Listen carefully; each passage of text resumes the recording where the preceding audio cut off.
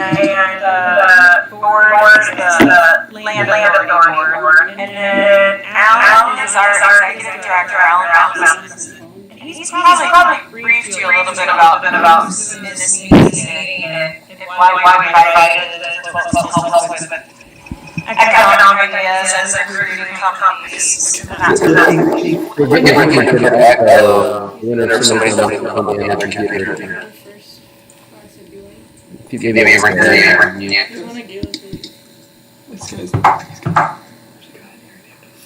Sorry, go ahead. Okay, sorry. I couldn't really hear you, Gavin, but I see that there's quite a few people with microphones, so maybe that's why I couldn't really hear. Well, yeah, it's hard to hear you because of the echo, but just good to be on the call, and I'm the managing partner of Kickstarter Seed Fund, so we're the most active investor in the early stages of Utah startups, so we're happy to be involved and see how we can be helpful. Awesome. Thank you. April, Val, Alan, this is Jay Francis. I will assume the post of President and CEO of the South Valley Chamber here in a couple of weeks. So Greg said, you take it. I'll go do something else. So. Well, that's great. Good to have you here. I see lots of friendly faces. Some I know. And April, Val, this is Teresa Foxley with EDC Utah. I couldn't attend the first meeting, but look forward to working with everyone here in this group. Everybody knows Teresa. And thank you, Muriel, for posting the agenda in the chat call. And Teresa, Jay, and Gavin, if any of you feel like we did record the first meeting so you could skim it and look at a few parts of it, or if you want to jump on a phone call for a few minutes with me or Val or Alan anytime in the next week or two, we can kind of brief you on what happened the first meeting, because it's probably too long to watch something like that. Okay. Otherwise, you may just catch up today. Our main focus is just to have a really good group of people to give us ideas. If you have ideas of firms that are wanting to come into Utah, or maybe a firm that's down in Provo that would want to move their headquarters to this site, we just don't want the progress of this site and the real estate and the development and everything to go ahead without a lot of great minds from our state working together. We really want to end up with a great project and the right people in there. So we thought we'd do some of these little working groups to get ideas. And Alan, do you want to brief the new people and really remind everyone on kind of the 5 different committees that are working right now? Yeah, thank you, April. We have 5 working groups that are actively meeting and moving the ball forward. This one, of course, is focusing on economic development, recruitment, and investment at the site. We've also got one that's looking at education, research, and innovation. So focusing on kind of what creates an innovation culture and an innovation district at the site. There's one on environment and air quality. The statute creates our entity and directs us to improve air quality and minimize resource use. So we've got a group focusing on that. We've got one looking at infrastructure and land use, which is, as you might expect, transportation system, the infrastructure that we need for sewer, water, etc., and how we create a great place at this site. And what have I missed? I think I've kind of hit on there. So, good group of people, probably over 70 total. And this is kind of the Utah way. We bring together really talented people who are willing to share their expertise and resources and help us do something that will be great, not just for now, but for future generations. So, we've really enjoyed the discussions. They've all been fascinating and really productive.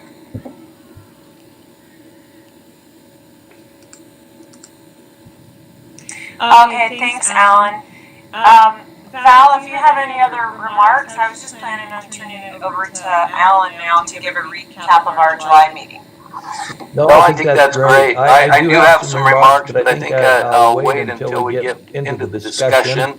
Since I wasn't in the first meeting, I didn't get to weigh in. But Alan, why don't you go ahead and do a recap of that July meeting? Okay, thank you. And thanks again to all of you for participating. And there was a group I left out. That's what we call our stakeholder group, which is elected officials in the area who are representing the public. Now, we don't want to take a lot of time looking back, but I thought it might be helpful to provide a little bit of context as we move forward. Remind you about some of our discussion at the last meeting, and then we'll start looking ahead at what we're going to do over the next several months. Steve will talk about our planning process and how we're going to get to a master plan. I'll talk about the role of these working groups and helping us get there. But for today, maybe it'd be useful to just emphasize there are two things that we're trying to accomplish. The first is to identify 2 or 3 major concepts, key concepts that ought to be captured in the request for qualifications that we're going to send out in a week and a half or so. We're starting to identify the planning firms. We need to give them a view of what we're trying to accomplish so we can evaluate their skill set and experience and see if we can find the right group. So we'll be starting with the poll that many of you took, and that'll give us a starting point for that discussion. The second thing we're going to do is take those broader categories and see if there are some self-selecting volunteers in this group that would be willing to meet once or twice in the coming month and help further define what these broader concepts mean. So it's one thing to talk about creating a great place, but what does that mean? What are the elements of a great place? It's one thing to talk about creating a research center, but what needs to be there? What are the components? And who are the allies that we might work with? So we'll talk about that a little later in the meeting, but in terms of providing context, let me first say, as a housekeeping matter, we are recording this meeting, and because of our commitment to openness and transparency, all of these working group meetings are being live streamed on our YouTube channel. So there may be members of the public that can check in and see what we're talking about. So some of the major things that came out of that meeting last time, I think there was a recognition that this could be a global project, not just regional, and that it's an amazing opportunity we need to take advantage of, brand carefully. We also talked about it as a place to develop our workforce pipeline, so opportunities for education, K through 12, lifelong learning. How can we use it to build our workforce? A lot of interest in creating an innovation center, an innovation district, a place where new ideas can be fostered and commercialized over time, potentially with a university presence. In terms of recruiting, I think we kind of hit on the point that we want to be a little bit careful here. We want to make sure that we're bringing in those firms that will stimulate our economy, but also that would be a great fit in Utah, that would be committed to not just this site, but to the state and investing in the state. We talked a little bit about process, that as we develop this master plan, we ought to be reaching out to some of the key anchors in this site, companies we would like to locate here. Number one, to make them aware of the opportunity so they have it on their radar screen, but also to gather input from them on the kinds of things that they would want to see at a site, increase our likelihood of building the kind of place that would attract the companies that we'd like to see. We wanted to build a great place that is not just innovative, not just beautiful, but has gathering places, a mix of uses, well served by transit, that doesn't add to the traffic congestion in the area, but help solve some of the problems that we have in our region. Looking at low impact development to improve water quality, air emissions, potentially net zero, electric vehicle technology, etc. We talked about building a recruitment strategy around our regional strengths, so identifying those and where we can build on the good work that's already been done. A lot of discussion about centers of excellence. Again, identifying our strengths, looking at things such as healthcare innovation, software as a service, aerospace, defense, high-tech, biotech, place for clinical trials. So those are things that we can look into a little bit more. A couple of the groups, the working groups, have talked about the need to free entrepreneurs from too much regulation.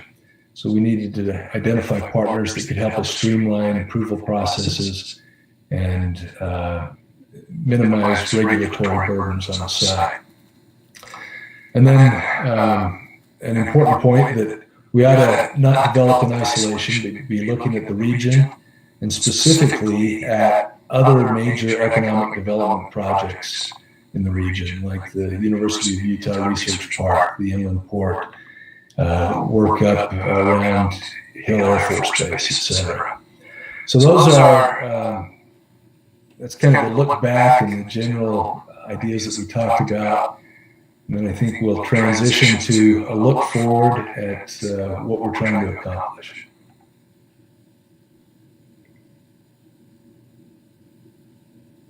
Thanks, Alan.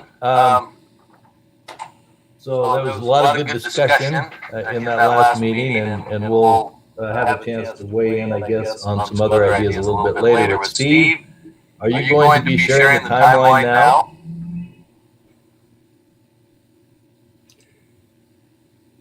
And Steve, you're on mute.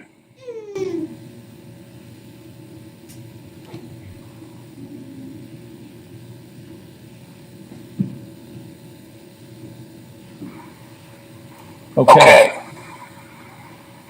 Do you see a timeline? Yes. Do you still see it? Yes. Okay.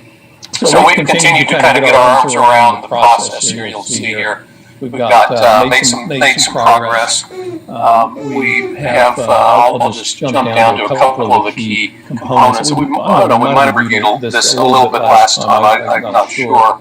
But basically, we're going to be, spending the rest of the year putting together a team, a world-class team. We've already have a sort of defined the process. We already are building a candidate list. We're actually erring on the side of inclusiveness by having it will be open to the public, but we will also be targeting probably up to maybe 15 to 20 firms that are actually the ones that are probably best qualified. We're reaching out into various networks to find not only the sort of what I call the classics, firms that have been around for a long time and are large and deep experience, but also we're looking for new blood, younger firms that have proven themselves in other markets around the country on this type of projects. We're kind of excited about that part of it. We're working on the request for qualifications. Our goal is to have a draft here very shortly. And then actually, we, according to our schedule, will be getting that out actually in just a couple of weeks. And then the candidates will have about 3 weeks or so to respond. We want to keep it, since it's will be going out to a fairly large number of candidates. We want it to be not too labor intensive in response, but we do want to focus them on at least a half a dozen of the key principles, key vision points, some of which Alan just reviewed, and ask for their thoughts and response and experience in those particular areas. At the end of the month, we'll be ready to shorten that list to, let's say, 5 or 6 firms who will then enter into an RFP process. which will be a little bit more ambitious in terms of their responses. It'll include full costing, and it'll also include a full team makeup, whereas during the RFQ, we're only asking for information on the lead consultant. And so the RFP process will include a little bit of competitiveness on how they want to respond to a number of our key vision points, so we can really sort of flesh out which firms not only have experience in these areas, but also are innovative and creative in their approach. And then we close out the year with a contract negotiation, so that at the beginning of next year, we're ready to roll, and we're going to take about 6 months and develop the framework plan for the site, starting with site evaluation, opportunities and constraints, land use programming, where RCLCO will bring to the table their work, and also contextual modeling is in some of the other teams. There's been a strong desire to make sure that this project isn't isolated in its environment, that it is part of the larger picture, incorporating surrounding jurisdictions and land areas. And so we're going to develop in fact, there's already a modeling platform in place that can help us do that. So we want to make sure that's integral to our process. We'll then go through kind of 2 steps of developing the plan, one being a kind of high-level kind of concept alternatives, and then a second stage of framework plan refinement. I think I mentioned this before, but the idea is that we're not calling it a detailed master plan, we're calling it a framework plan, because we know that it needs to be dynamic, it needs to be strong enough in its integrity, in its bones, if you will, to maintain itself over time, but we also want it to be able to ebb and flow a little bit with the markets and with economic cycles and trending in various lead industries that we want to bring in. So that's part of the art of this, is developing a plan that is strong and stable, but yet is flexible. So we can do that. Our framework plan will include land use, urban design, transportation, open space, public realm, backbone infrastructure, and sustainability.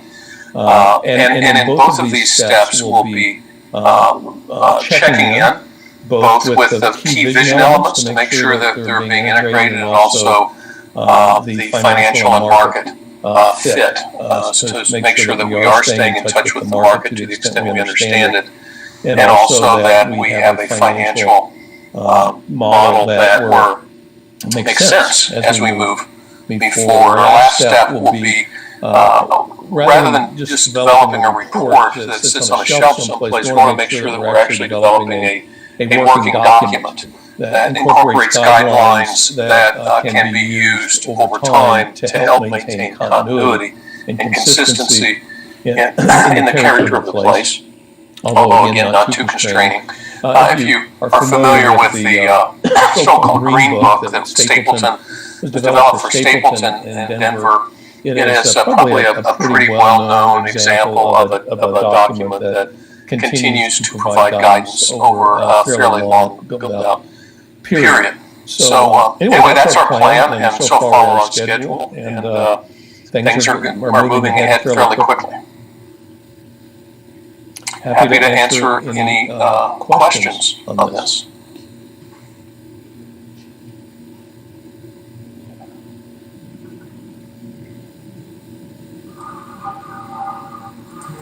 Steven? Yeah. This is Joseph Spence. This is a bit of both a question and a comment here. So, the list of names that you're approaching, have you also, I'm not sure if those will be shared among the group here at some point, but the other piece I would wonder is, within the list of firms that you're approaching, I think there's also the opportunity to consider them as some of the people that we might want to recruit into the area. And so, we just wondered, if thought is being given to in that list of folk that may be in that category that we may want to invite. So, a clear example, let's say, would be either, a Google or a Microsoft and others like that who may also be good residents for the area, but themselves have begun to enter into this area which is non-traditional for them. And so this could be seen as an opportunity for them to do that in a way that's highly cooperative. Well, the RFP and RFQ process we're talking about here is primarily focused on the lead urban planning consultant. So they will, there are other, firms like Google and Microsoft, I think, are more like, key tenants and key innovators that will obviously be on the list for discussion of stakeholders as the project moves along. These are firms that are more the HOK, SOM, Sasaki's, national firms that are, their specialty is developing the master plan and urban design component. So you're right. That's true. Traditionally, those are the names. But what I'm suggesting here, as someone that spends a tremendous amount of time in that tech world, that those worlds are blending, and a lot of those companies are looking at that area served by those traditional firms and have begun to get into them. And so I'm seeing that as a unique opportunity to begin to engage those guys early on as well in a way that is, you can offer something, we could offer something interesting to them as a rationale for considering this site versus just a traditional either post-performance or other types of presentations that we put in front of them. I hear you now. One of the example of that would be Amazon Street, which is a spin-off that is focusing on smart city development. And they've recently been involved in a major redevelopment project in either Vancouver or Toronto. But that would be an example of what you're talking about. They're not conventional planning or design firms, but they are getting involved, especially in the smart city realm of development. And I think that's very interesting. That's a good idea. Good thought is to do some research on those types of firms and see how they might be able to be involved. Yes. So to highlight that, I have direct relationships with each of those executives that head those divisions at both Microsoft, Amazon, and Google. And so I started the process of maybe we figured out the best way to make those connections. But they're there to be had, and these are long-standing 15-year relationships. Could we have that a little offline discussion on that, and you could share your thoughts a little bit further and who the contacts are, so we can flush it out a little bit more? Sounds like a plan.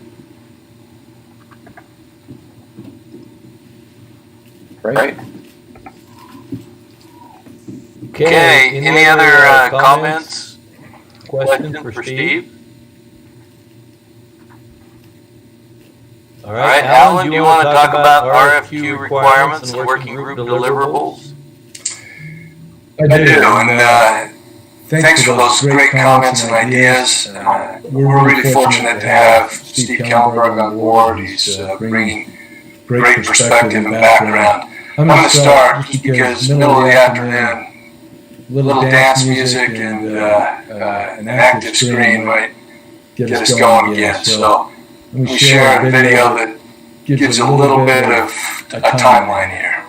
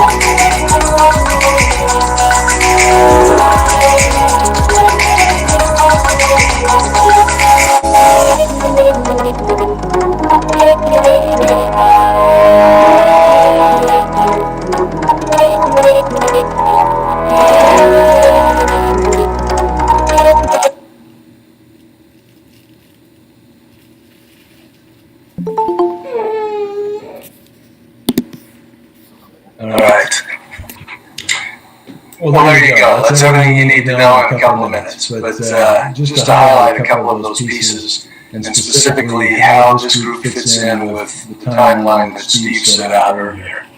So if we're going to be issuing an RFQ in a couple of weeks, we, Steve said, are drafting that RFQ, but we want to include in there some key concepts, some of the vision pillars for this project. And in an RFQ, we're not going to get into a lot of detail. That's something that will happen more in the RFP process. But we think we probably ought to include maybe 5 or 6 high-level vision statements. And that'll be from all of our groups collectively. So those key concepts you identified earlier, all are important, all will be moved forward, all will be brought into the mix as we work with our planning team. But for this first step, we really need no more than 3. And so that's the task now, to see if we can identify those priorities. Then once we identify those, say 2 or 3 key concepts, we'll see if some of you would be willing to serve on little subgroups focusing on each of those broader concepts and flesh it out, help us understand what it means, how we define it, what those concepts look like at this site. We'll do that and then report on your work in September. Further refine that through October. So by October, we've got a pretty good list of all of the concepts that we'd like to see at the site, and then a lot of definition on those top handful of ideas. If we start with the end in mind, we want by the end of this calendar year to have the little punchy bullet point report ready that we can hand over to the lead planning team. So these are goals that we want to accomplish, things we'd like you to focus on as part of your master planning effort. And we're not going to ask you to meet with us the week of Thanksgiving or those busy holiday weeks in December. So we want to have most of that work done by October, and then we may have you look at a draft or 2 along the way. So that's where we're heading. And to get into, I guess, that first question, how do we identify our priorities as a working group? What are the 2 or 3 big concepts that we want to include in the, let me pull this up just a second. Key concepts that we want to include in the RFQ. So maybe a starting point is the poll we sent out. And we heard back from the vast majority of you, got your prioritization of the concepts that we identified earlier. And let me just say, if this reflects your thinking, we can say that's it and we're done. But you also have the opportunity, I think, to look at whether some of these can be combined, stated differently, whether there are ideas that weren't captured in this initial round that you'd like to bring into the process for consideration. So it's going to be a free-flowing discussion, but first of all, let's kind of go through these results. One thing you notice is there's not a lot of differentiation in terms of the scoring. I think that suggests that all of these concepts are important to you and worthy of active consideration. If we go down here, we can look a little bit more at the details. So I think the highest scoring concept was creating an attractive place to draw tech industries, mixed-use centers, high-quality transit, smart city technologies, sustainability, etc., open space recreation. I think the thought was, if we create an attractive place, the economic development will follow. We also had a lot of support around this notion of developing a site as an innovation center.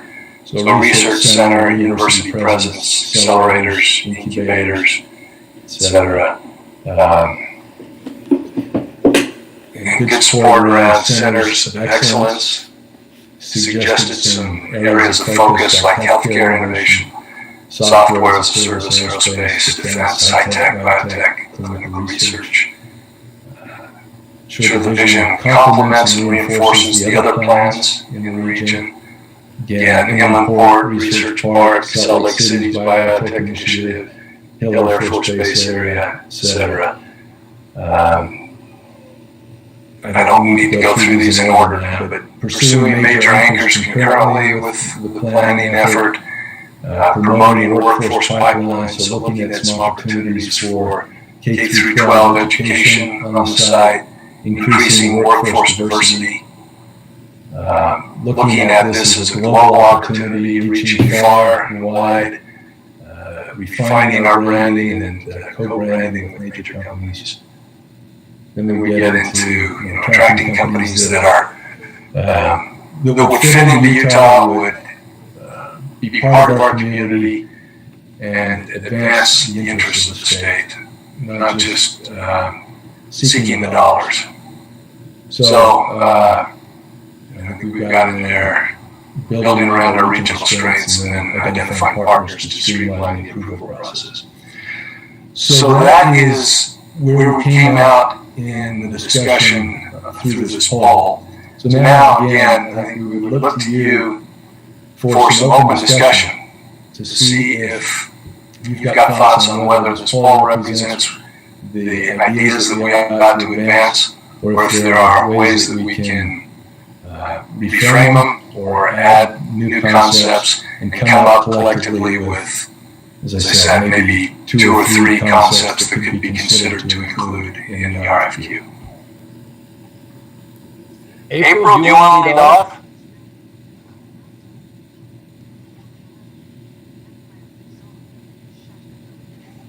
April's still there. Okay, who else would like to make some comments? I will. This is Joseph Spence. You know, one of the challenging things for me when I looked over the options and looking to rank them, you know, when I think about what some of the world-class models that exist today, that maybe they don't have the exact same purpose of what we're doing, but they're very close. They really have done a good job of nailing a good number of these, not just say the top 3. And so there certainly is, in some cases, we can rank these, but is it necessary to not simply say, yeah, all of the above, because they're not mutually exclusive. You know, each of these are elements that are part of what a world-class community of the type that we have the opportunity to build should consist of. And in many cases, they're highly synergistic and support one another. Maybe if I may respond, yeah, no question about it. And let me reemphasize that point. All of these items will be advanced as part of our planning. All are elements that need to be considered as part of the development. We're looking very narrowly now, before we get to all the fun stuff, at what would be included in a request for qualifications. And in that first kind of winnowing step, we don't want to put too much detail in there, because that'll kind of stymie some creativity on the part of some of these firms and require too much of a response for, again, that first cut process. So that's why we're looking for a couple that might show up as vision principles in the RFQ, but that certainly doesn't mean that we're not going to advance all of these items and others as we put together that report I talked about, and as we work over the course of the spring with our planning firms. Teresa Foxley, you weren't at the first meeting like I was not. I'd be curious to get your reaction to all of this, since Your office and our office are going to play a pretty critical role in this. How do you see this? I would actually echo some of Joseph's comments, which were that I had a really challenging time trying to force rank these. Some seemed kind of outcome-based and others seemed principle-based. So I would echo Joseph's comments that I do think we should have a lot of separate metrics that we're tracking that drive us all towards these goals, which I believe are a more comprehensive way to look at the development. Thank you. I might weigh in here. I think as I've looked at this, and as I've been involved since the beginning, I always harken back to the legislature and the statute and the purpose of doing this. When the prison site was moved, the main reason was because the legislator said that land is too valuable and it can create too much tax revenue to have a prison site sitting on it. Let's move the prison. We'll put together a development that will generate enough money to pay for the prison move and generate a lot of money going into the future. So the primary reason it was created was to become a revenue generator for the state. I think that's something we need to keep in mind. That's what the taxpayers were promised. Now, how you go about doing that is another matter. And I think that there are some really good ideas here and some things. I get a little bit concerned about all the talk about innovation centers and education facilities and things like that. And the reason I get a little concerned is that I've seen a lot of them. In my 6 years here at GoEd, we've done a lot of trade missions and I've visited a ton of innovation centers. And I can probably count on one hand, maybe a few fingers, the ones who are really successful. And when I say successful, I mean that aren't just sucking money out of the government to stay alive. And I've seen some really cool innovation centers, and then I say, well, what's your budget? How much does the country or the state subsidize you? And it's like, oh, $80 million a year. Something like that. And so I think it's something that we ought to consider, but I worry that we get too focused on that and we don't necessarily focus on what I think are the most important things, and that is getting the right anchor tenants in place. I think if we have a good master plan, we get a really solid anchor tenant in place, we can add the innovation component, but it will become a magnet for other entities to come in, and we'll be successful. So my caution is this. I like the idea of education component to it. I worked in higher ed for 30 years. I think that the politics that will come about with that are going to be intense, especially if various institutions want to own it. That's going to be pretty interesting to see how that happens. But I think the business part and the economic part about having the right businesses there is going to really determine whether this is successful or not. As well as creating, I love the idea of having a place that is someplace that the community wants to go and be there, and the coolness factor of the place. I think that needs to be successful too. But that's my one caution. I've seen a lot of innovation centers, more of them not successful than successful. I could jump in next. I've got a couple of thoughts. The first reaction that I had to Alan's question really was, Alan, what is the best way that we can help you? Because I know that a lot of these elements will be designed by the team that you select after the RFP process is complete. And if there's things that we can do that will aid you in moving this project forward right now, that seems like a natural place for us to jump in and try to add some of the manpower, add some of our familiarity with the state that we live in that might be of value to these entities that you're going to be selecting from among. The other thing that I was thinking was that, the goals, and as Teresa and Val were both saying, there's some metrics or there are some anchor tenants that'll have some specific interest in this space and how it develops. And maybe one of the very best things that we can do to make sure that this meets kind of that vision that Val talked about, being something that's successful as opposed to just something that we build that continues to require support. What if this particular group had it as their focus to start working together right now, to start creating a kind of collaboration that would be attractive to that anchor tenant or to a number of different tenants that would come in? If we could really demonstrate to them that the culture in our state is a culture of collaboration, and that you are going to have an opportunity for input, you are going to learn about your neighbors, you are going to be able to create lasting value and really find a footing here if you come to our state. Those are things that we, I think a lot of us know each other, or we've all heard of each other. We've all been in Utah long enough to do that, but we haven't all necessarily had the opportunity to work together. And a project like this might be something where, Alan, while you're working with a development team, we might be working as a community to start to formulate the support team that comes in behind and really adds to what you're doing on the site itself. I would just give my perspective, kind of representing maybe more the small company and the startup community. As important as the work is of drawing in large tech companies from across the U.S., the real driver, and I think we could all agree on this, of Utah's economic really miracle over the last 10 to 15 years is small company growth. It's companies that were founded in Utah with Utah values, Utah cultures that are scaling dramatically. And we've been fortunate to be part of that.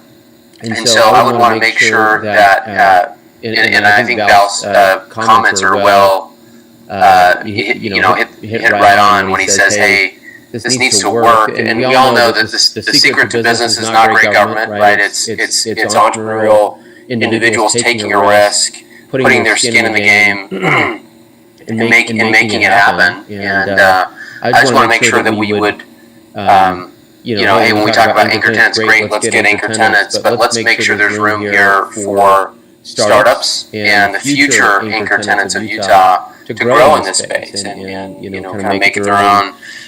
Especially in an interesting environment, right, where the whole concept of office space is very much in flux, right? We're in an interesting transition time right now, and I would just let's remember that, right? That there's universities play an important role. Drawing large companies is great, but the big driver, small businesses that scale. That's what the big driver is. And making a place for these entrepreneurs when they're young and vulnerable, and they haven't proven themselves to be, I think I think that will go a long way to making this, this really should be the focus of Utah's, vibrant economic community if we do this right. And it feels like that's the engine that we want to make sure we take care of. I would take, Gavin's comments just now. Gavin, pleasure to see you again. It's been a minute. As well as Thor and Val's comments, and say there's an underlying structure that pulls very strong synergy between everything that was just said.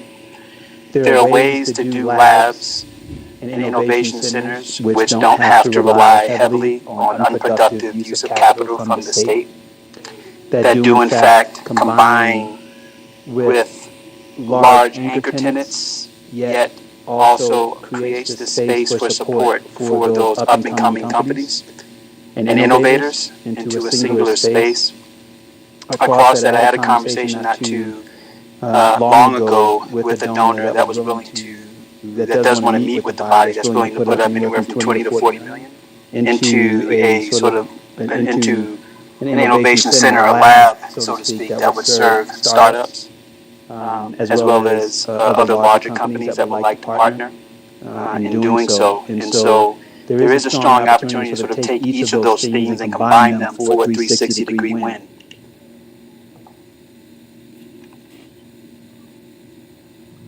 And so that's the way I'm saying in general, like just thinking very, cross-sectionally and synergistic here, where there are some very specific actions that we could take that can meet all of the needs that we're bringing to the table here, and even the things that we were looking to rank go through multiple of those at the same time as well.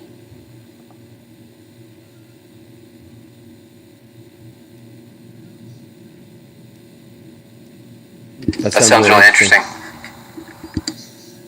Yeah, we're long overdue for a catch-up, Gavin, so we should make sure that happens. Yeah, good to hear your voice. Any adversity.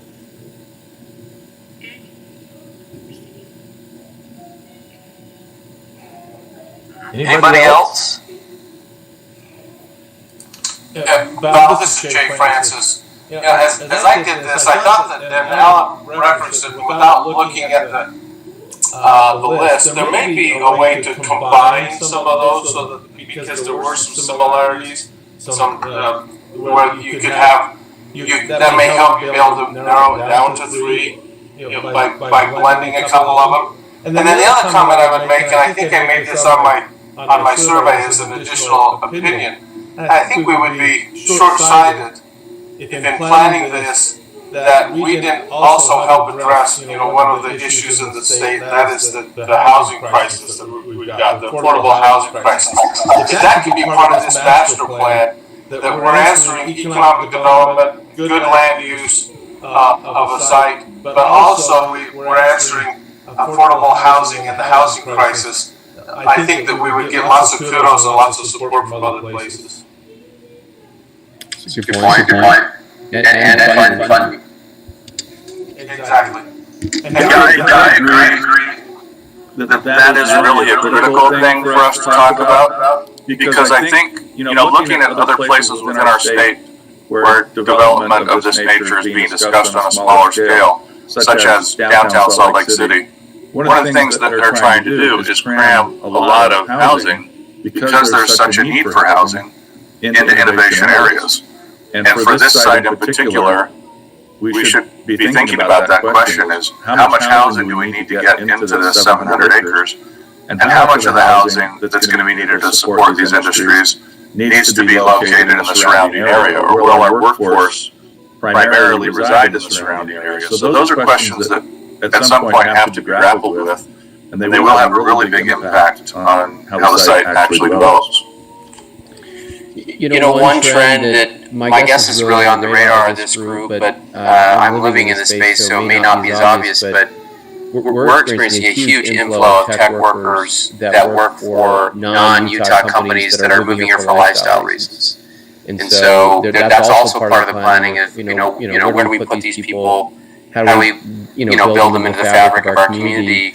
One of the real constraints of growth for our best companies that are getting to, let's say, $1 billion and beyond is, tech talent that's senior. And so this actually is this amazing opportunity right now where we're getting all these people moving saying, I'm sick of California's on fire, it's dangerous, it's expensive, I'm out, right? And that's happening in a big way. And I think that is a mega trend that we want to think about with respect to this project. At the same time, I love the idea of trying to blaze a path for the next generation of workers to also be live proximate to work here at a low cost. So this is about just a question. I agree, affordable housing is a critical issue that we've got to address. What do you mean by affordable housing? What is your definition of affordable housing for this area? Because affordable housing means a lot of things. When you say affordable housing to people, they all conjure up different images of what that means. I think we need to define that when giving that plan. I think you're right, Val, but I think we need probably some experts in the area of housing. I sat in on a presentation yesterday, and I won't say where, and they said we have two sides of the development. Over here we have more of an affordable housing. Homes will be about $1 million. Over here on this side of the development, homes will be $3.5 to $4.5 million. Well, $1 million is not affordable. Maybe it is for that development. And so I think we need to look at what that means in the real estate world, and that's not me. But where startup workers, workers that you want to try to, and maybe it's just helping the community, not just those who are going to be employed in this 700-acre area. Maybe it's just that's what we're planning to help the greater community, so that families, young families, individuals can get into a house, under $500,000.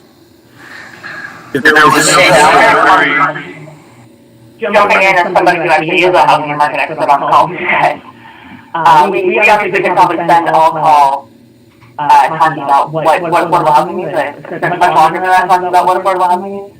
I think there's a couple of different things I hear you guys saying. There's officially affordable housing, right? Housing that's subsidized to ensure that very, very low income can afford to pay for it with their income. And then there's what my characterize as attainability or affordability, right? For people with a relatively low income, when you think about the jobs that might come here, what price points and types of housing do they want and is supportable by their salary? And I think a lot of times when you hear affordability, in the way that you're describing, especially, that second concept is often what people mean, right? We need to take care of making sure that we have housing that, our workforce, from very moderate income jobs that people just out of school all the way up to, people finishing their careers want and can afford on their salary. So I'll leave it there, but I'm curious if people have reactions to that. This is April. All the housing developers, for the most part, are going to want to jump on this.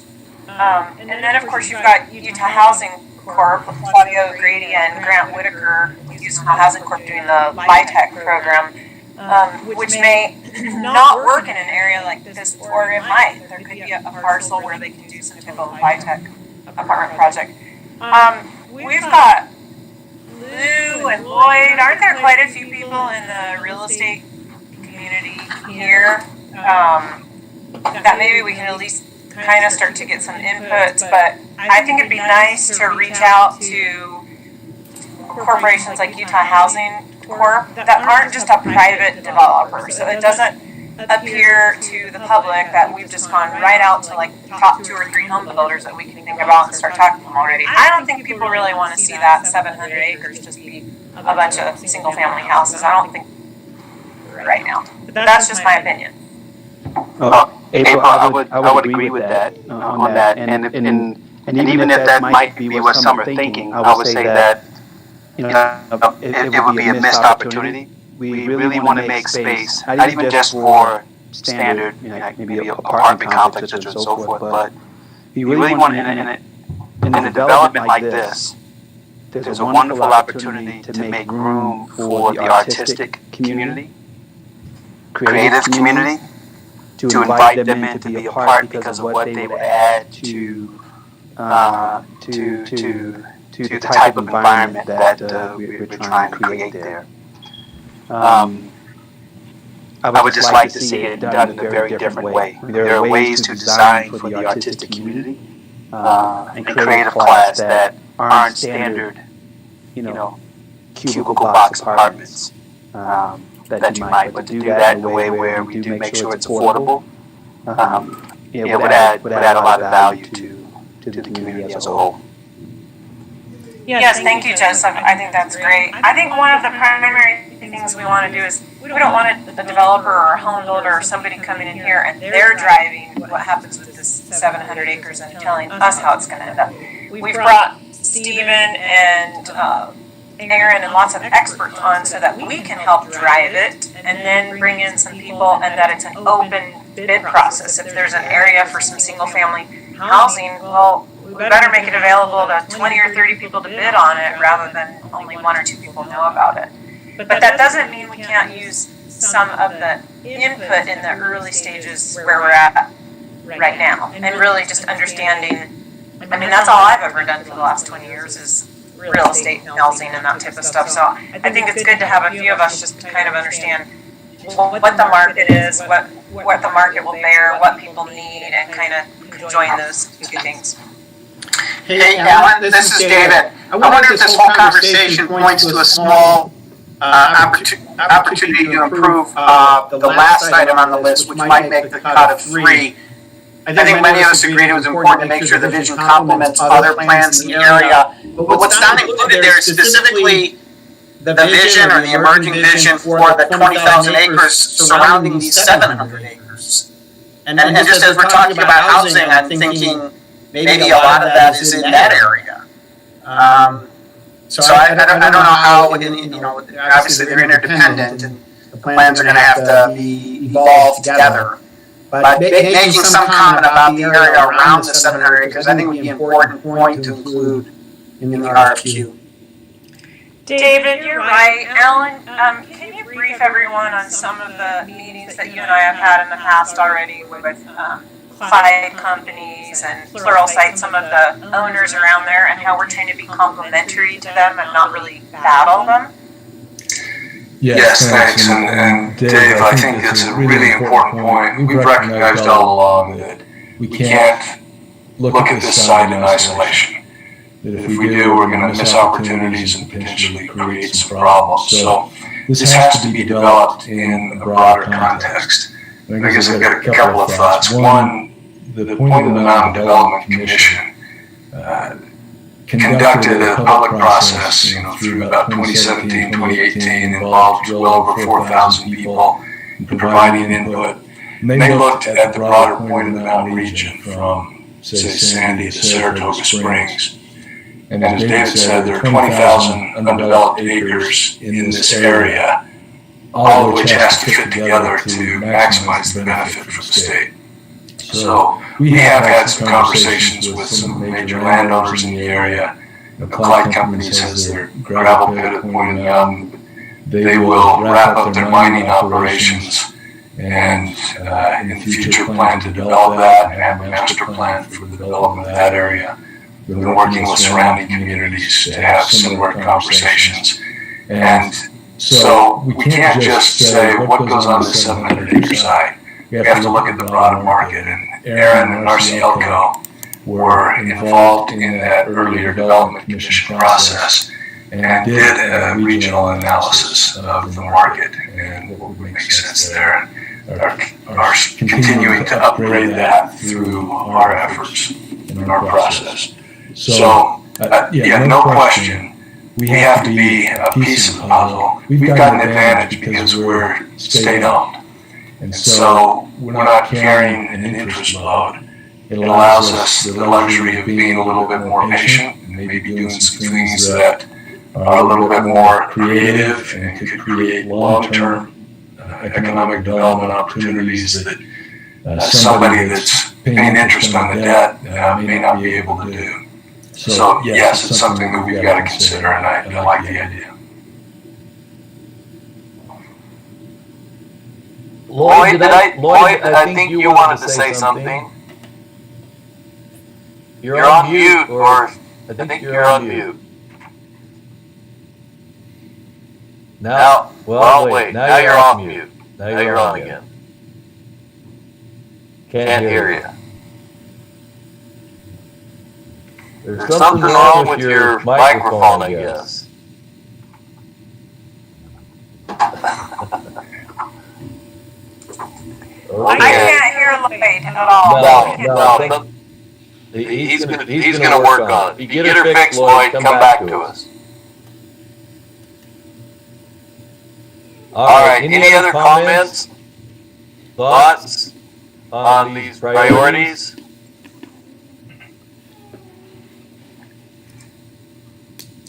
And maybe I can suggest something, Val. I want to hear from others, but this group is a little different from the other working groups we have. I don't want to shoehorn you into something that's not a natural fit.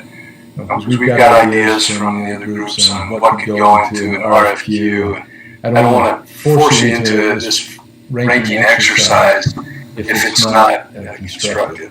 So I think this is a group that can really benefit us by helping us figure out what a recruitment strategy is. How do we get the right anchors in place? You can help on the planning side by helping us understand the kinds of things that would attract the anchors, the small businesses, and the startups that we've talked about here. So maybe what we do is kind of change the focus a little bit and use you more as an advisory group to help figure out that recruitment and investment strategy, but not necessarily have to work on the RFQ at this point. Does that make sense? I don't want to take us off course, but those are the comments that I'm hearing from you. I think most of us would love to be part of that recruitment strategy and planning and how we do that, because I think in my mind that's going to be maybe the most critical piece of all. As I've said, my vision of this is, when the point of the mountain around Thanksgiving Point wasn't much in the way of an attraction for business until Adobe went there, and then they became a huge magnet, and the whole thing filled in around there. So that's why I think you get the right company, then it really makes recruiting the others much easier. You get a great anchor tenant in there, anchor business. So it might be a dual role of starting to do some of the recruiting, but also reaching out to the contacts you have and listening to them about the kinds of things they would want to see at the site if they were contemplating moving there. What are the elements of a successful community that would attract high tech or biotech or whatever we want to focus on? Teresa, I would be interested in Mike. I saw Mike Flynn's bug appear on my screen here a minute ago. Would it be possible maybe to get a Zoom call with 2 or 3 site selectors and just take a half hour of their time and pick their brain about this piece of property and how we might best market it to businesses and just get their thinking on it. I know we've done a little bit of that, Alan, and we've met with some before, but I'm just wondering what you think about that.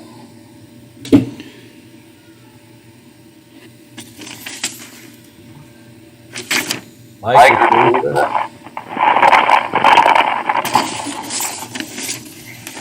maybe they disappeared, or else they're on mute. Well, this is Lou Kramer, Alan. I'm always happy to speak for site selectors and for Lloyd Allen and for everyone else, but I think that's an excellent idea. We, in the commercial real estate business, and I appreciated April's reminders that we don't want to turn this over to just anybody. When this first became a site opportunity 3 or 4 years ago, I remember the very distinct conversation I had with the legislator who said, I can't wait to get a Five Guys restaurant there. That's all I care about. If we get it. Yeah, In-N-Out Burger, we're happy, and we just said, we need to look at this seriously. I think Alan and Lloyd and I, in our worlds, look at something like what happened at Daybreak and the beautiful projects that went on there. One of the things that seemed to be missing when we were done was a retail strategy. And the Boyer Company came and right across the street put 1 million square feet of retail in there. It's been beautiful, but it could have been integrated if we looked at that as an opportunity as well. So when you say anchor tenants, I know at least Lloyd and my antenna go up and say that's a good idea. People want to follow success. We're happy to help on those, bring ideas together. But I really appreciated last month's a meeting when April said, we don't want to turn this over too early. This is a canvas that we have to do the right thing on. It is such an exciting opportunity. Let's don't, get out of the business of trying to do the right thing too early just because there are folks that are waving a few checkbooks at us. So anyway. And I would, this is Galvin, I would just also recommend when we're talking to potential companies. Let's make sure to talk to local companies as well. One of the things that's magic about Adobe, right, is they acquired Omniture, and so it's not just a remote office. It's become most of Adobe's revenue, right? But it's because they acquired senior executives here locally, and you get a different thing than when you get a data center or you get a remote office for a large company versus senior execs. So I just would recommend, hey, there's a lot of companies that are scaling here who let's just, let's talk to some out-of-state companies, that's great, but let's also say, wow, our best candidate may be a local company, the next Pluralsight, et cetera. Can I do a mic check? Do I have sound now? We hear you. Excellent. I've dialed in on a phone, and my experience is when I do that, is I get a lot of echo. Lots of echo. Lots of echo. So are you needing mute the video as well? Are you doing that? I am not a Google Doc or a Google Meeting expert. I do quite well on Zoom. What am I missing? So you want to turn off your microphone on the computer if you've got your phone in as well. It's just like that. You're sounding good. Yeah, that's good. Didn't have an echo. Sorry, now I've got you. Now I've got you fully muted. My bad.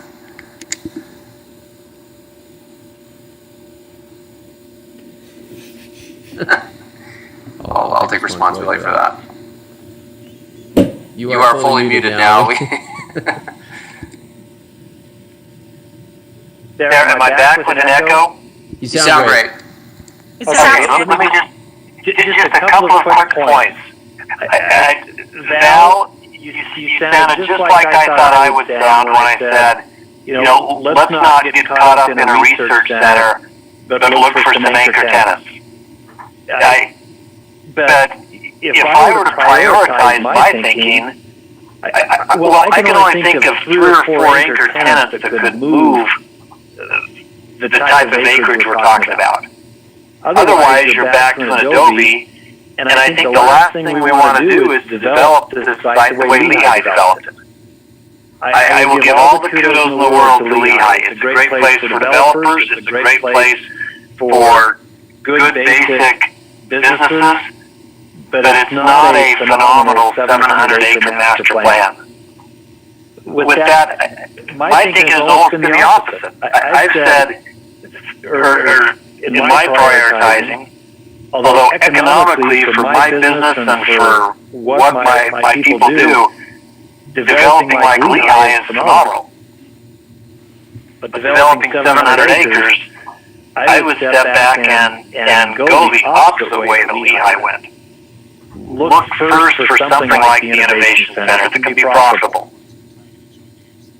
See if there's one of those, I want to say, 10 possible anchor tenants in the world.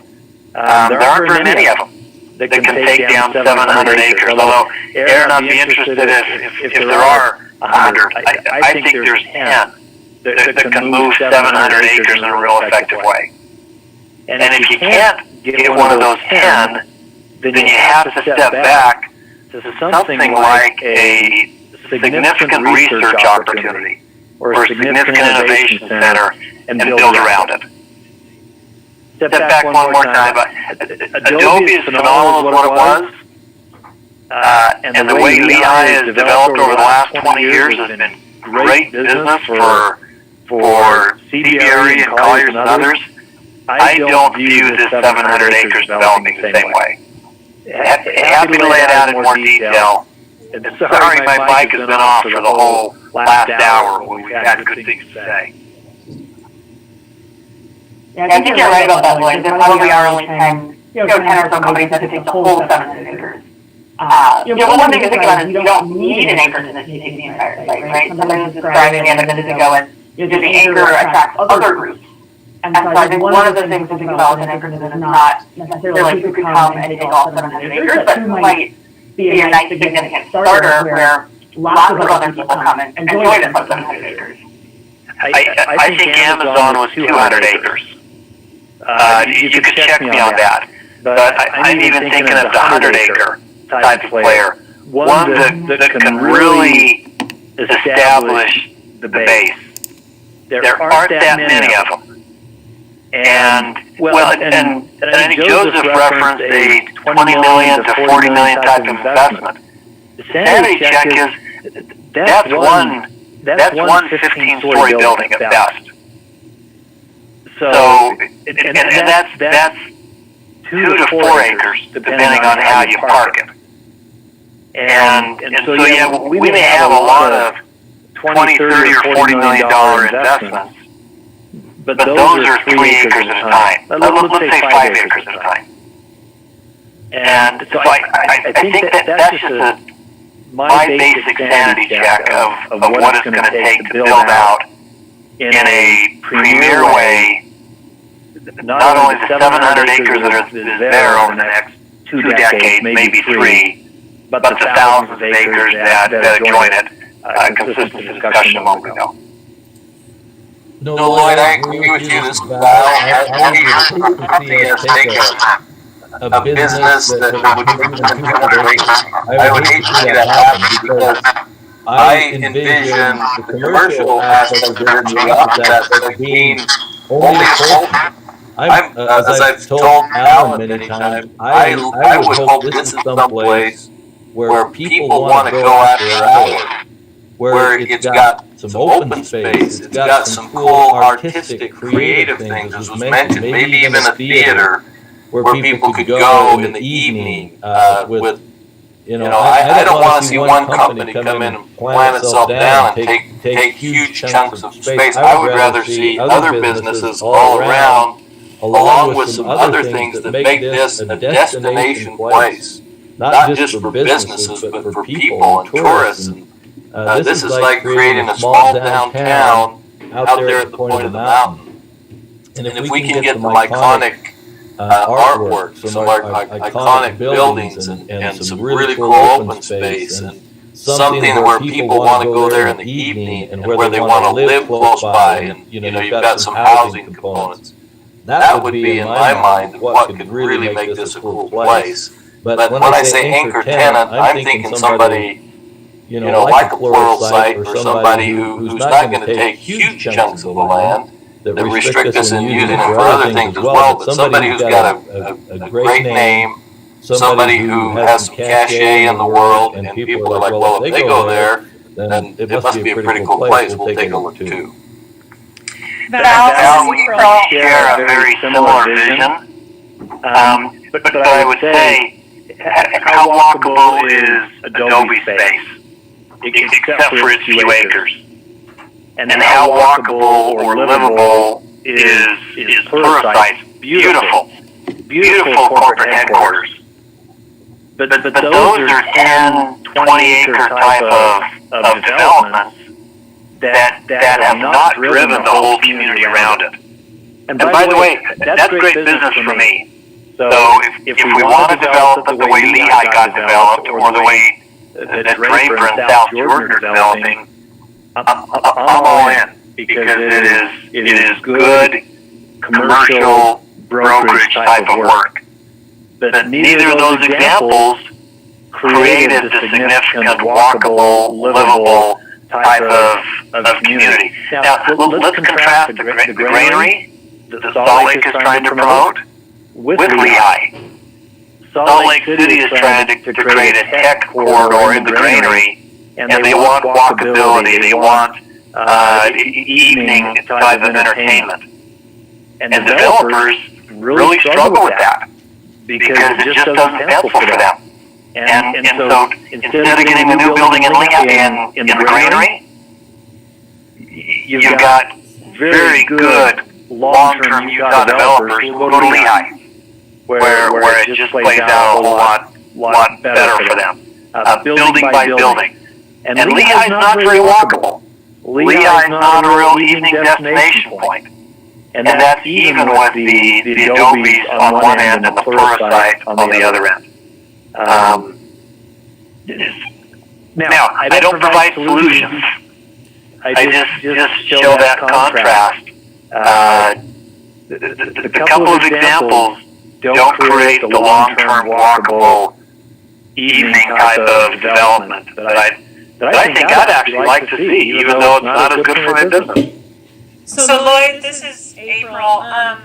Val, you missed our first meeting, so I'm going to tell you what I told everyone, but I'm going to add something to it. So, I grew up right outside of Washington, D.C., right across Key Bridge in Arlington.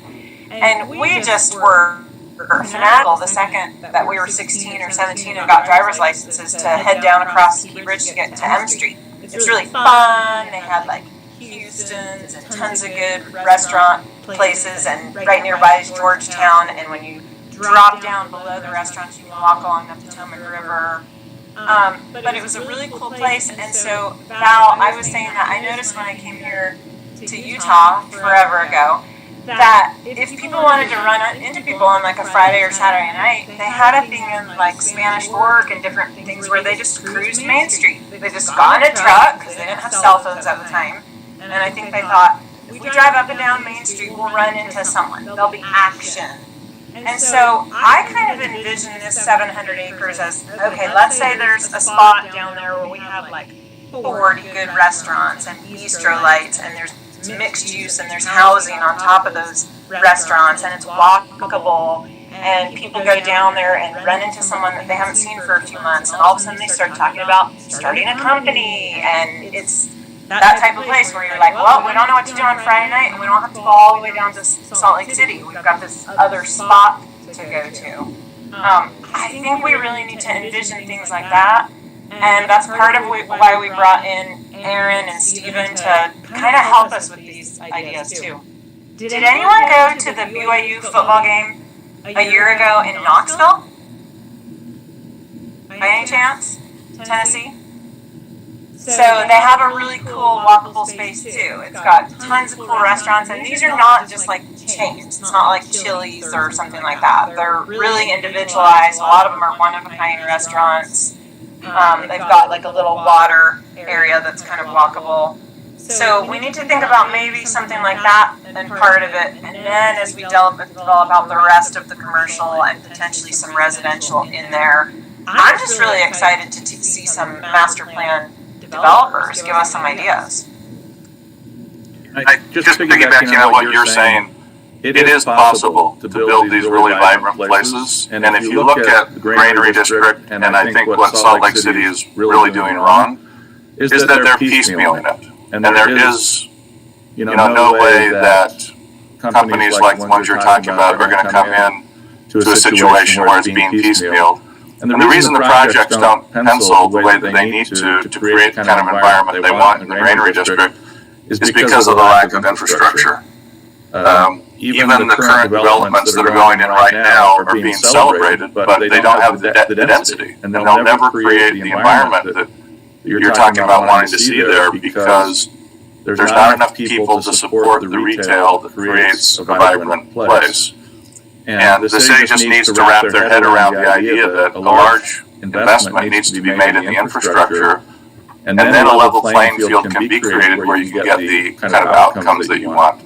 But at the point, the opportunity is there, and I think if our RFP gives us the kind of quality design that we want, they will be looking at examples, places around the country where we are getting really vibrant development, and they'll be able to tell us, how does this need to be designed so that it's a level playing field, and any company can come in and find their space within the development and enjoy kind of that innovative environment, that vibrant environment that we want to create here.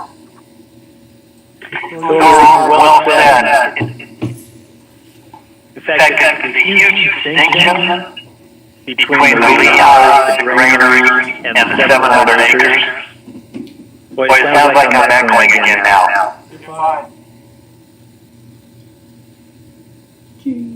Just keep Is that going. better? Yeah, we can do that.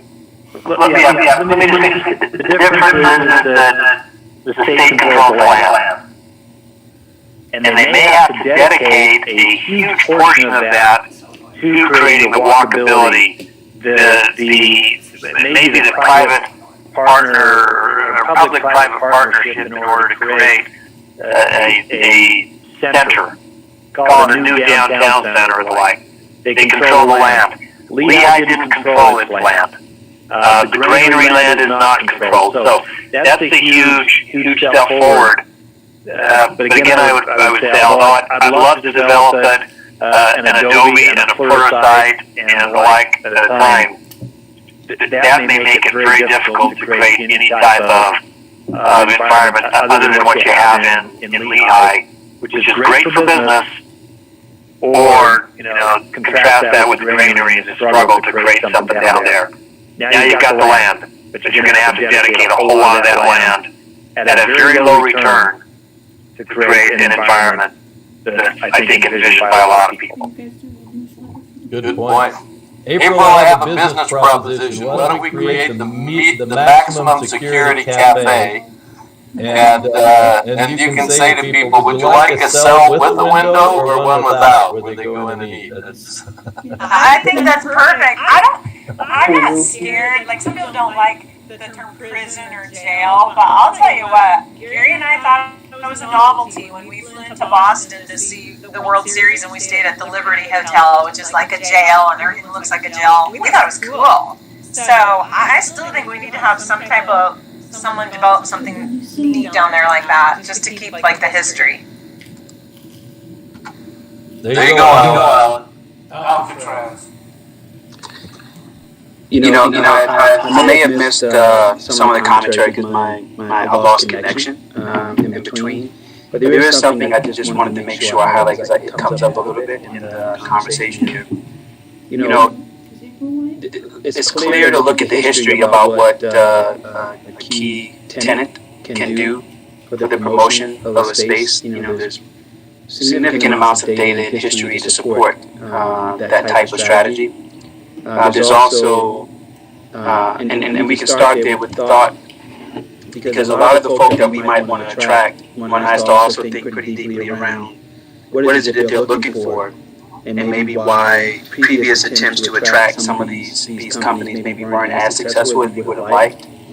And one of them, that type of very rich, vibrant community with the access to the talent that they're going to want, with the type of lifestyle and environment that talent that they tend to use is going to be very attractive to, is a very key point to making a bid for a lot of those companies very successul. And so, when we think about things that can work in parallel to recruitment of a major client, like, okay, a well thought out and well designed innovation center, right, that isn't meant to be a burden on the state, but actually is a source of innovation for a lot of up-and-coming companies, of which Utah has done a very good job in developing those types of companies, and it's becoming world-renowned for. But supporting that type of infrastructure with investments, getting the right cultural environment there that showcases the best of what the state and other states that have done a good job at sort of aggregating that creative talent both within tech and business and a number of different types of ventures. All of those are things that really need to work in parallel, because they support and actually are the things that close the deal with a lot of those types of companies that we might want to have in that, and at the point. Just want to make sure that that's there, right? So it isn't an either or, it really is an all and we really would have to coordinate very well to kind of do that kind of forward push to make those things come together in a very coherent way so that they feed one another. Because like I said, let's take a Google or an Amazon. Like, if you want to nail those guys, it's those other things that really differentiate. And you don't need, we don't need to grab like their whole brand new, headquarters or whatever have you. But we certainly don't want it to be, the data center type thing. You want a meaningful presence there. And I think there's a very clear pathway that we have the exact elements here. I mean, there's a clear pathway to actually getting just that. Good point. Any other comments before we move along on the agenda? Alan, did we give you anything to go on, or did we just confuse you? I live in a state of confusion, so I'm comfortable with it. No, this was really helpful. I thought the discussion last time today had been tremendously valuable, and as I said, I think we've got enough information from this discussion to meet our objective in a couple of weeks of getting a good RFQ out. I think that the next priority with this group is to and figure out how we can take our individual talents and individual contacts under some kind of overarching plan and start doing some outreach with key companies, key site selectors, other communities that have been successful at creating the kinds of vibrant, interesting economic development centers that we've been talking about. And maybe we can just kind of work as a team to bring those pieces together. So I'll work with the chairs on that and figure out some next steps. But I think we got some good information today. Great, thanks. April, anything else on that you want to talk about? I caught you with your mouth full there, but. Eating snacks. No, again, I appreciate everybody's time and everyone's comments. We don't meet very often, but I still feel like we're moving forward and moving in the right direction. And I'm available if anyone needs to chat offline about anything, or you just want to add in some comments or give Alan and I some direction. My cell phone, you know what?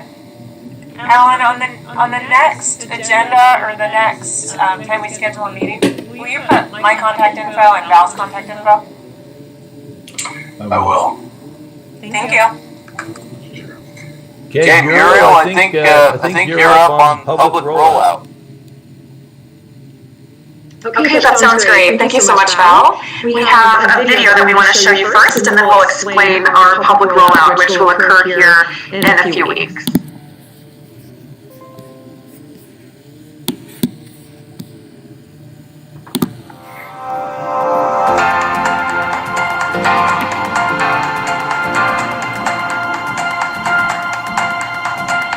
Most people in the state know that the existing correctional facility at the point of the mountain is going to be moved, which means that this land is going to be available for development. That area will be known as the point. The new prison is expected to be completed in mid-2022. At that point, we'll start looking at demolition of the site and site preparation for development. There's really not much like this anywhere in the world, where you have 700 acres located in a densely populated area in the heart of Silicon Slopes. This is unlike anything we've seen in the history of the state of Utah, and a rare opportunity in the United States or anywhere in the world. We have one of the most vibrant technology scenes in the country, maybe even the world. The epicenter of Utah's Silicon Slopes is really at that prison site. And so we'll have the opportunity to have this blank slate that can be programmed to help accelerate additional growth, additional opportunity, so that we can see a major campus form there, a campus that's environmentally sustainable, that is focused and centered around research and innovation, that is a job center, that allows people who live and work in the site to access the beautiful outdoors that we have here in the state of Utah. Our approach has been to think big. The point will be impressive. This will be a unique place for innovation, for technology, for research and vibrant growth, with an eye towards quality of life, transportation, air quality. This will be a place that is not just about corporations or buildings, it's about community. It's about people. There'll be some residential and commercial. Certainly, we think it's important to have recreation and open space. We want to make sure that future generations look back on what we did here, and they can be proud of those decisions, making sure that it doesn't impact traffic negatively, that it doesn't impact air quality negatively, that this can actually be a model for future development, so that we can add people without lowering the quality of life and diminishing what makes the state the best place to live, work, and play.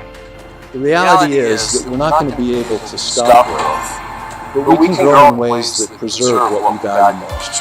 That's our commitment to this site. The people of Utah want this to be a very sustainable development that draws on the best technology. It could be a showcase piece for our entire country. It will create new educational opportunities, new employment opportunities, and it will only enhance the quality of life here. We don't have a plan for this site yet. We want it to be open to the public so they can see what we're doing and have input into the process.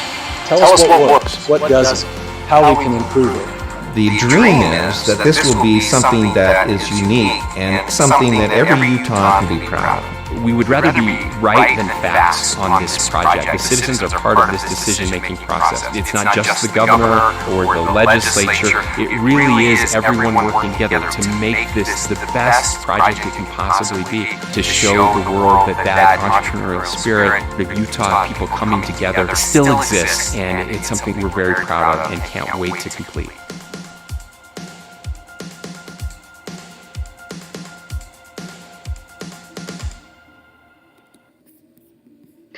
So this is our video, and as you can see, a lot of our core messages are communicated throughout that video.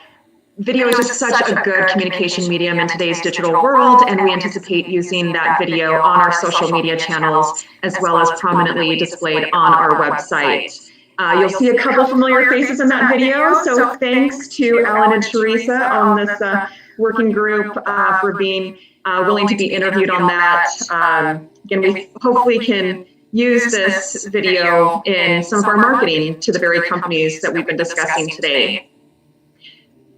Just want to show you, as we've been working hard on the foundational aspects of our communications efforts, we have put together a website. It's live, although not a lot of people know about us just yet. So you're kind of getting a preview first. thepointutah.org. On our homepage, we have that video prominently displayed, as well as some core messages about ourselves and a video or a calendar of our activities. Just want to go through high level a few aspects of our website and point out a place where you guys are actually located. History, staff, and the board, more information about us there. Public meetings, all of our board meetings and working group meetings in an effort to be very transparent about everything we do. It's all publicly available. As Alan mentioned at the beginning of the meeting, these meetings, albeit not official public meetings, we are treating them as such. And so this meeting is being live streamed on the Points YouTube channel, recorded, and all of our meeting materials are publicly available on our website. So if we go to the Economic Development tab here, just want to show, here are our co-chairs, April and Val, and each one of you. So I wanted to bring this up because I want to make sure you guys have had a chance to review this prior to our public launch in a few weeks. We have headshots, and let's just pick on Val here for a second. If you hover over your headshot, you'll see a paragraph bio, a just brief description about yourself. So please, please, please take a look at our website. We will, in our follow-up materials to this meeting, include a link to the website so that you can take a look at this. And if you have a better headshot or bio, please just provide that to us and we'll make sure we update that. Wait, so my headshot's not okay, Muriel? I love your headshot. It looks great. When you said you had a better one, I was like, ugh. If you feel like you want to change it out. But I think you guys are all well represented here. We try to just pull from publicly available sources. So, but yes, feel free to provide us something different if you'd like. It looks great. Oh, thank you. It's because of your headshot, right? We also have, just like I was mentioning, the materials available too. So for any one of our meetings, we will be updating within a week after the meeting all of those materials here. So if you miss a meeting, you can go back to the website and it'll all be available, if you'd like to catch up on what had transpired. Our news tab, will have news related specifically to us, but then also kind of other newsworthy articles that we think would be important to post here for folks that are interested in learning about, like-minded development across the country, or, different things that our partners, working group members are doing. For our resources tab, if you have any resources that you don't see represented here that you think are important to include, we're happy to consider that. But just as an example, we have area projects currently underway that will directly impact our work at the site and would be impacted by our work at the site. We have area visioning projects, including the Point of the Mountain vision that had been referenced earlier and underpins a lot of our work as we transition to the planning phase. We have the Regional Vision Wasatch Choice 2050 that underpins a lot of the regional transportation plans, etc. So again, take a look here. We also have, I think for this group you guys might find interesting, some of the case studies that RCLCO has been looking at in terms of our development strategy, what has been done around the country and, what would that look like for us. So those types of examples are also listed on the site. Given the fact that you are prominent figures here in Utah, you may get questions from your respective constituencies about what we're doing and how people can get involved. So I just wanted to point out that we do have a contact page on our website. We want their point of view. This is my mom joke. I don't know. Okay. The point, we really try to be a little creative with the use of the phrase the point, and we do want people's point of view. So we do also have just a number of ways people can get in touch with us. Address, PO Box here in Draper, email address. This phone number gets redirected right to my cell, so people get a real human on the other line when they call. Our handle on these social media platforms is @ThePointUtah. So a great uniform handle across all channels: Facebook, Instagram, Twitter, LinkedIn, and our YouTube channel. People can provide comments or inquiries on our page and then also sign up for our newsletter. So again, just wanted to highlight that briefly.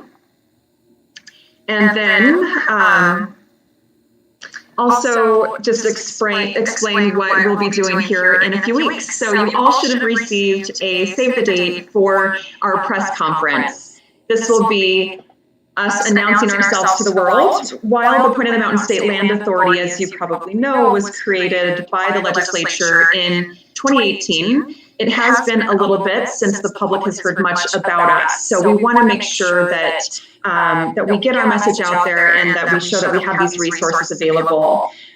We will be doing this press conference at the current correctional facility here in Draper, and you all are welcome to come. We think that it's a great opportunity to literally and figuratively ground this entire thing in reality. So we'll be there on site. More details about exactly where on the site will be forthcoming.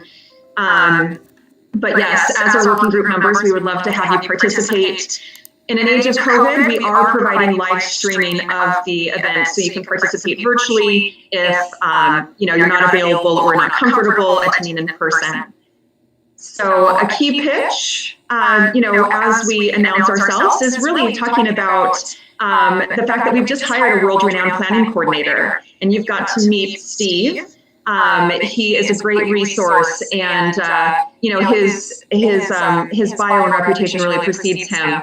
We want to make sure that Utahns know that we are moving from that visioning phase, taking the input we heard from thousands of Utahns during that visioning phase and using it as an input now that we're initiating the planning process. So we've assembled the team, we're here, and another announcement as part of this will be that we have a statewide public survey available for the public to take.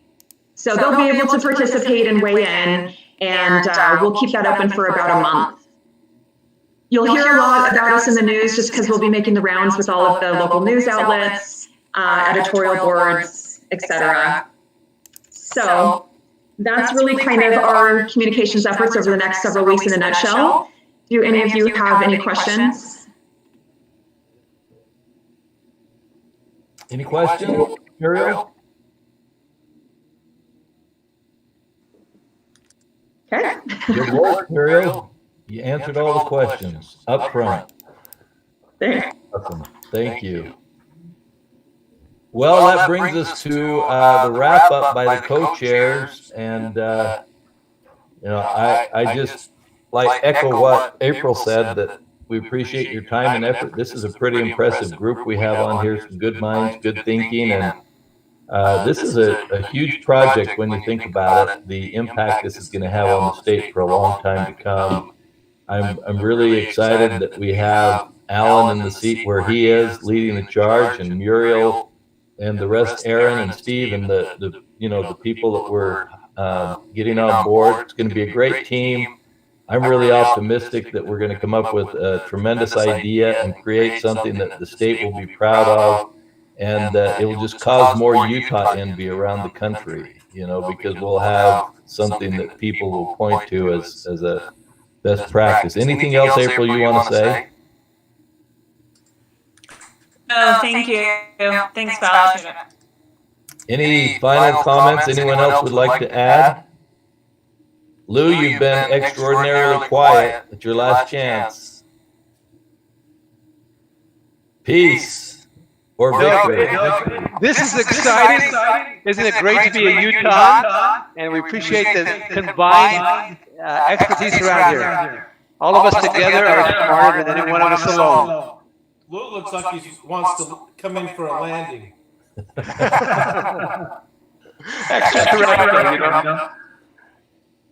Well, I have to go talk to Lloyd and figure out what I really do believe about this. There you go. I'll look forward to it, Lou. And it looks like you're flying high to me. Thank you. Just a closing remark. 24/7 Wall Street just came out with their rankings of the top economies in the country right now, and Utah's ranked #1. They looked at a lot of factors, but our low unemployment rate, just the way we come through this from a state and a budgeting standpoint and other things. So, we're doing well. We're cruising along, and so we need to keep it going. And this is one of those projects that can keep us right up there on top of the heap. And the